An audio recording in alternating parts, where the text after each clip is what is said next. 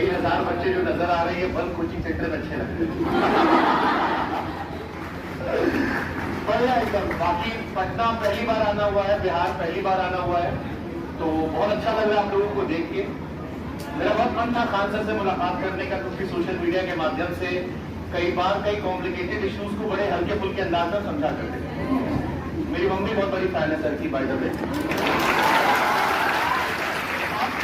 Mummy की बात की है तो हमें ऐसा लगता है हम सब की माँ एक जैसी होती है, सबको बहुत मानती है यहाँ पे।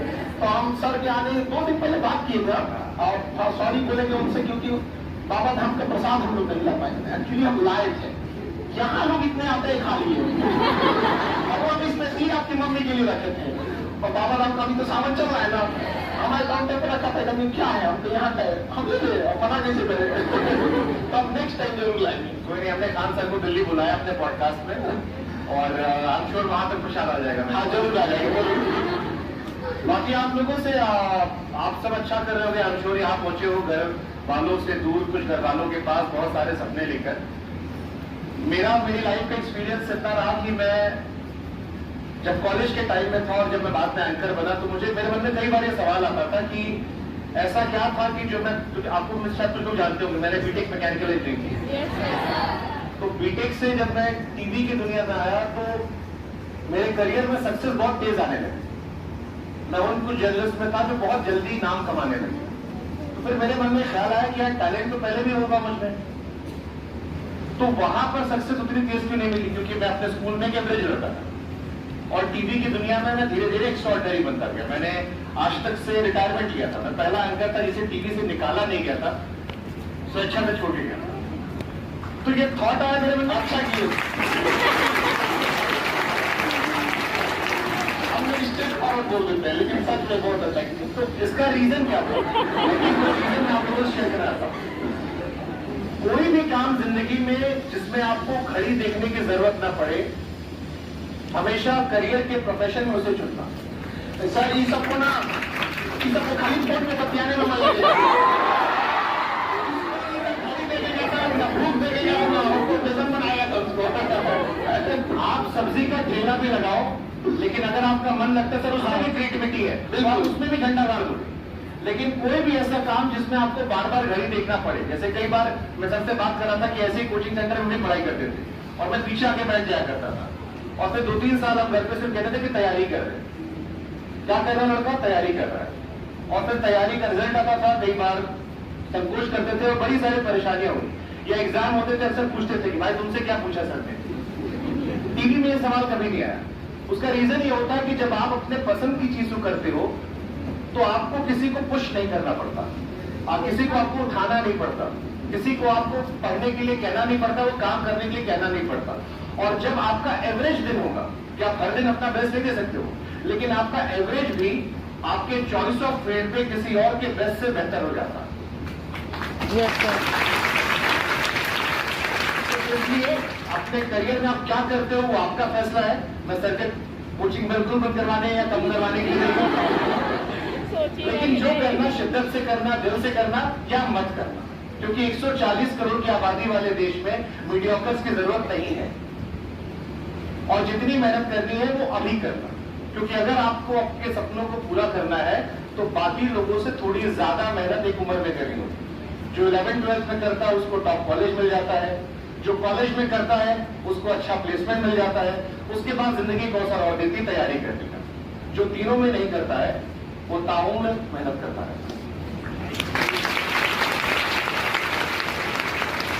तो ये आपको डिसाइड करना है कि बाकी लोगों से 5 साल एक बार में ज्यादा मेहनत करके जिंदगी संवार ले या पूरी जिंदगी मेहनत करते हैं, वो आपके अपने सपने हैं। बाकी एक शेर मैं कहना चाहूंगा, मैं हमेशा इस शेर से बड़ा इंस्पायर रहता हूं कि जहाजों को जो डुबा दे उसे तूफान कहते हैं, और तूफानों से जो टक्कर ले उसे इंसान कहते हैं। और ये मेरी फेवरेट लाइन है कि वो कौन सा खुदा है जो हो नहीं सकता, तेरा जीना चाहे तो क्या हो नहीं सकता। कौन सा खुदा है जो हो नहीं सकता, तेरा जीना चाहे तो क्या हो नहीं सकता।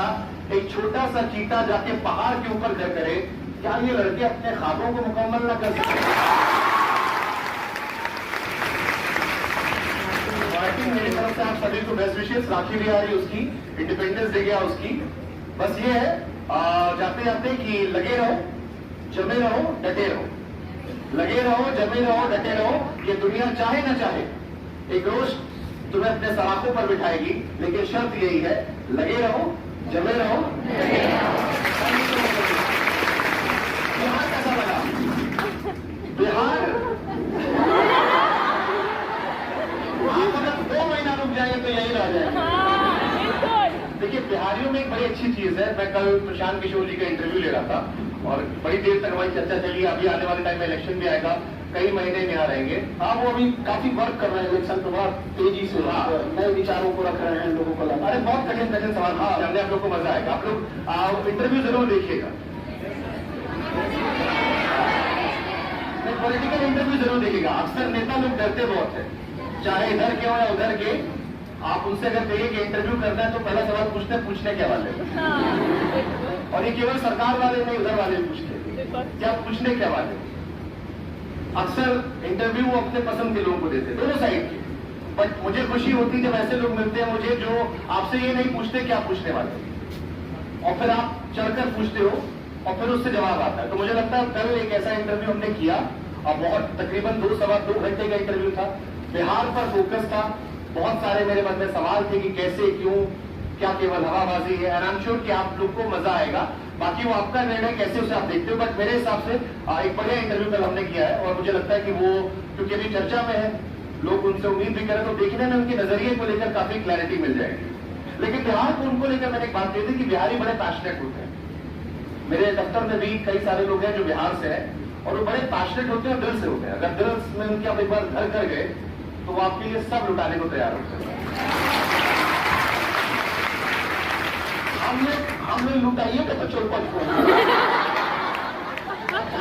लुटाइए, लेकिन हम चाहेंगे कि बिहार का टैलेंट जो वो बिहार में भी काम आए। हाँ बिल्कुल, ये हमारी टैलेंट दुनिया में काम कर रहा है। बिहार का टैलेंट बिहार में भी आना चाहिए और उससे बिहार का बड़ा भला होगा। तो आप चीजों की तैयारी कर रहे हैं, आपके सपने पूरे होंगे। लेकिन जब आपके सपने पूरे हो तो आप भी कोशिश कीजिएगा कि आपके शहर के, आपके गांव के कुछ लोगों के सपने आप भी पूरे करवाइएगा, क्योंकि समाज कभी बदलेगा।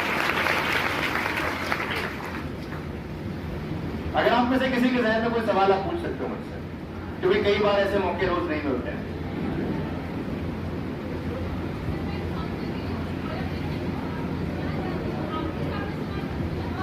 देखिए, खान सर रक्षाबंधन मनाने वाले बड़े पैमाने पे, तो मुझे लगता है कि राखी के साथ आपकी कविता भी शायद ले लेंगे, पोयम ले लेंगे हम वहां पे आपको। आप पोयम लिख के लाइए कुछ। सर से कोई सवाल पूछता है पूछिए, हमको पोयम आप तो पोयम मेरे पे लिखेंगे। सर से कोई सवाल है तो पूछ लीजिए। पोयम राखी के दिन सुना दीजिए, ठीक है? राखी आपका पूरे दिन बचा हुआ है आपके पास। हाँ, यहाँ पर उस दिन पोयम आप सुना दीजिए।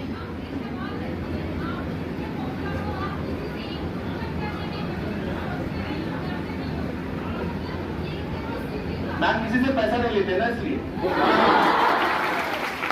लाइव वालों के लिए हम सवाल दोहरा देते हैं कि लड़की का क्वेश्चन था कि सर आप इतने फेमस हैं, इतने आगे जा चुके हैं, फिर भी आप किसी से सवाल पूछते हैं तो डरते क्यों नहीं है? तो सर का जवाब था कि पैसे किसी से नहीं लेते हैं। लेकिन जब आप किसी से कुछ लेते हो तो आपकी जवाबदेही उसकी तरफ होती है। जब हमने टीवी भी छोड़ी थी तो कई सारी पॉलिटिकल पार्टीज ने हमसे कहा था कितना पैसा चाहिए, हमें कुछ नहीं चाहिए, बस तुम अपना काम तुम अच्छा करोगे, हम करेंगे। लेकिन हम उस देश में रहते हैं जहाँ कोई आपको एक कप चाय पिलाता है तो अगली बार उम्मीद करता है कि आप भी पिलाओगे उसे।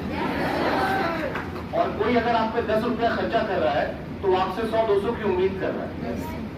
तो मुझे लगा कि वो रोज की जवाबदेही मुश्किल होती है और आजादी, जब टीवी छोड़ के निकले तो थोड़ा आजाद रहने का मन था। कई बार वो कम खाओ लेकिन सुकून की नींद आती है। तो क्रांति नहीं करनी थी, लेकिन ये था कि स्वतंत्रता प्यारी थी, जवाबदेही मुझे नहीं चाहिए थी। एंड आई थिंक वही गॉड ब्लेसिंग की चीजें अच्छी चल रही। आप लोग की पढ़ाई कैसे चल रही है? अच्छी। जितने लोग को अपने आप पे भरोसा है इस बार मामला निकल जाएगा। कई सारे हाथ इसमें भी नहीं होते।